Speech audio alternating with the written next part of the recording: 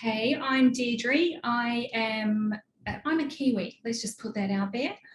But I now live in Brisbane, Australia, and so my archetypes. I'm a connector, ruler, accumulator, and the ruler flips place between second and fourth with my nurturer, depending what's going on in my world. It is quite annoying. I'm a business and money coach, and mainly working with the energy around that. And like, I'm just like Denise, I'm not a financial advisor or accountant or any of those things. And the connector energy really makes a massive difference in how I'm able to run my business. Actually embracing that energy has been incredible. So yeah, looking forward to diving into that stuff a bit more as we go on. So where we're going to start is sometimes when people do the quiz, their results are a bit of a surprise. You know, so many of the celebrities, for example, were like, no, that's not me. I'm a celebrity. So I want to hear, and this time we're going to start with Jody and go around again. Was it a surprise, or have you always known that you're a connector? Or is there part of you that was like, don't put me in a box, Denise? I want to hear your reaction finding out that you're a connector. Well, I'll just be completely open and honest and say I was pissed off when I discovered I was a connector, because I wanted to be a maverick or a ruler or something like that, one of the cool ones. But really, it's me to a T. There's a couple of things that are probably very subtle with me, but I'm a connector through and through. And like Carrie, I'm the same. I don't enjoy networking. So I was like, how can that be me? I hold back and I read the room, and then I go for the connections that feel right. And it also shows up in how like everything I've ever done, basically every conversation I've ever had in corporate, I was counseling people and connecting them with a solution, a way to make them feel better. So yeah, it is totally me. Damn it. And so what I want to do is go back in time. Okay. I want you to think of the baby connector you, because every archetype often has to unlearn things, or they were told they were wrong at a young age, and that those things aren't necessarily valuable. You know, those things that just came naturally to you as a kid is often a clue, right? And so, you know, the accumulators were saving money at a young age. The celebrities were putting on shows at a young age. What were you guys doing at a young age? And we're going to start with Carrie in a second, and then go around Monica, Deirdre, Orit, and then Jody. And then it's what made you think that some of that internal who you are wasn't right or wasn't appreciated? So if anything comes to mind around that, let me know. And if not, you can always skip it. It's totally fine.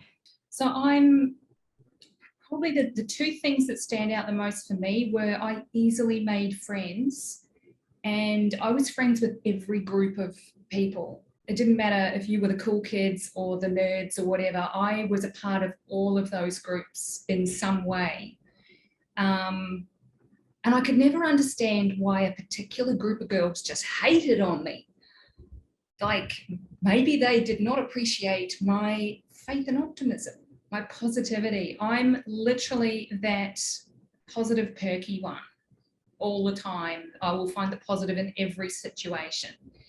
And so, yeah, making friends was super easy, but as a child, it was fine. But to translate that into adulthood, that faith and optimism was probably not as appreciated in the corporate world, because I'm making light of situations and finding the fun in everything. And I'm off chatting to people, not sitting at my desk like I'm supposed to. And it was frowned upon in certain workplaces. So I learned very quickly that some jobs were just not for me.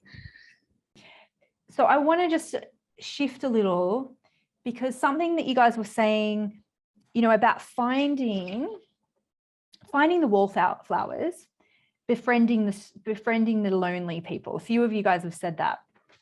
So I want to hear, how is this showing up in a negative, unhelpful way in your business or in your career at the moment? Because are you collecting strays? Literally clients or people. Okay, all right, just fell off a chair. She just fell off a chair. So you're going to go first. How is this showing up around your pricing, the clients that you serve, the people, the problems that you're trying to solve? How is that? Tell me all the things. I think my biggest challenge is the conflict that I have for my second archetype, which flips between ruler and nurturer, depending on what's going on in life. So I'm coming out of a nurturer phase, having put stuff aside to focus on selling our house, buying a new house, and moving interstate. And I'm reconnecting with my ruler energy, because my connector will deliver and just give and give and give and build relationships, but not make any offers, because literally the words will stick in my throat when I go to say, it's this much to work with me for this amount of time. Who wants? I know, Denise, you say, share what you know and make offers. And that has been really significant for me to hear that on repeat. I keep reminding myself of that, make the damn offer. But I need that ruler energy behind my connector to really make that happen. And when that's in sync, it just flows. And my accumulator is sitting in third going, yeah, let's bring in the money. But when my nurturer is sitting in second, my accumulator is all about conserving energy, saving it up. Let's look after ourselves. Come on, we can't give unless a cup is full, and all of that. And my connector is just completely confused through the whole thing. So it's about, for me, it's about recognizing what phase I'm in and the type of people that I'm attracting in that time. If I'm in nurturer phase, I'm attracting all of the low paying crisis type people.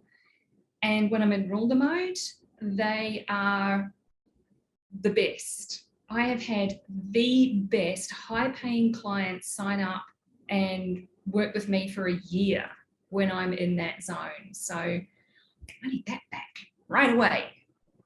Just to finish up, and again, I just want to say how much I've loved this conversation so much. It has been just so magical and beautiful. And I just want you to reflect on one thing before we finish up too, is, really embracing technology, embracing automation, embracing the business tools that people like me can, help you with, and accumulators can help you with, your accumulator friend can help you with. And because that's the way we think, but it means that you can help and connect with so many people on their terms. And someone even on the call yesterday, they said, Denise, you don't even know it, but you're like my best friend. And when you guys know how low of a connector I am and how much I, try and put that into my business, because I do care about people, I just don't have the capacity to do it like you guys do. But I want you to trust that your caring heart and your knowledge can be amplified on your terms, absolutely on your terms. So let other archetypes help you with that. It's like having a magical tool to amplify it. It's a homeopathic effect, and it will be so potent for you guys when you really, really get that. And I'll laugh too, because one person on the celebrity call, she said, thanks so much for sending me cookies when I achieved my goal. And I said, Mara is our connector. She's the one who does that. I get the recognition for it, but I never have, she's the one looking for who's doing the things and remembering all that stuff that comes so easily to you guys. remembering people's names and birthdays and remembering the things, it does not come easily to everyone else. So sometimes even if you just sit and think about, how can I break that down? How can I teach that to other people, or to be, to have more connector, or just how can I amplify my voice? So just to finish up, I would love to just hear, a final thought from each of you about how Money Archetypes has helped you, how it's, made some shifts for you, or, anything like that. Me.